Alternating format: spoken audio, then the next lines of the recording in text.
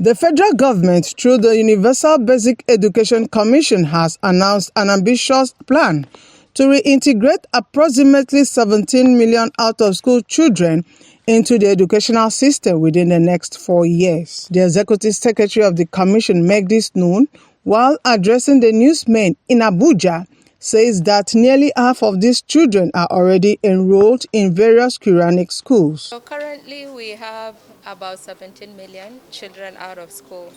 And out of that 17 million that are out of school, we already have almost half of them that are in the Quranic schools.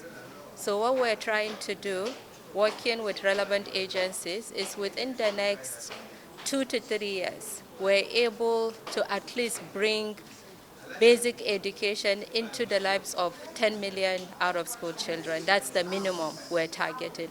Overall, the 17 million is our overall target in 4 years, but within 3 years, we can be able to achieve 10 million. And this 10 million, we will do it through integrating, or I would say infusing, the Quranic education, working together with the relevant Al-Majiri Commission that has been newly established to ensure that even those that are going through the Al-Majiri Quranic school, at least they have the minimum of learning and reading happening in their own schools.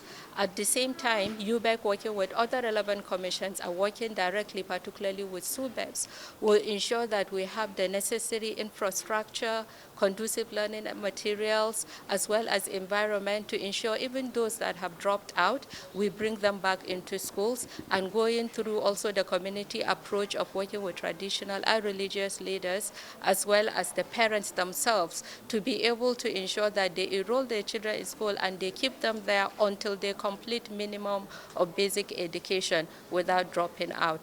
The Chief Executive Officer Connected Development, during a courtesy visit to UBEC, emphasized the importance of providing necessary infrastructure, conducive learning environments, and ensuring that teachers receive proper training and remuneration. He also stressed the need for facilities that cater to the specific needs of female students, such as access to water and sanitation, to encourage consistent school attendance. I'm excited that the leadership of the Universal Basic Education Board have made a sound commitment today. And for us at Connected Development, it must be structured, because it's not about us, it's about the institution that we all represent. And particularly it's about the children that we're trying to ensure that they get access, they get knowledge, and they're all in school.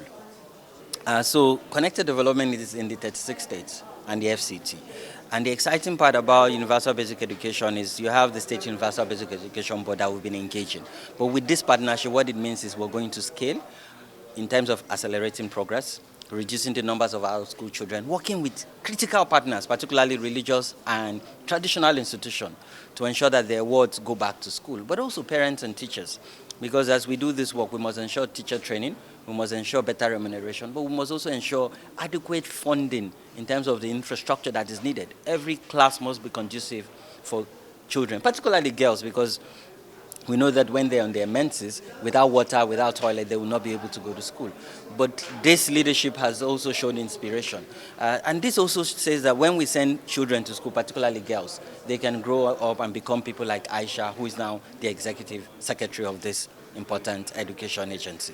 The founder of the Bridge Connect Africa initiative says that the push for gender-responsive budgeting, particularly in Kano, aligns with the need to ensure that education policies and funding prioritize the specific challenges faced by female students. We've been able to work with State Universal Basic Education Board in some of the northern Nigerian states to ensure gender-responsive education budgeting, specifically for Kano State, where we've gotten the government to validate and hopefully adopt the gender-responsive education budgeting framework.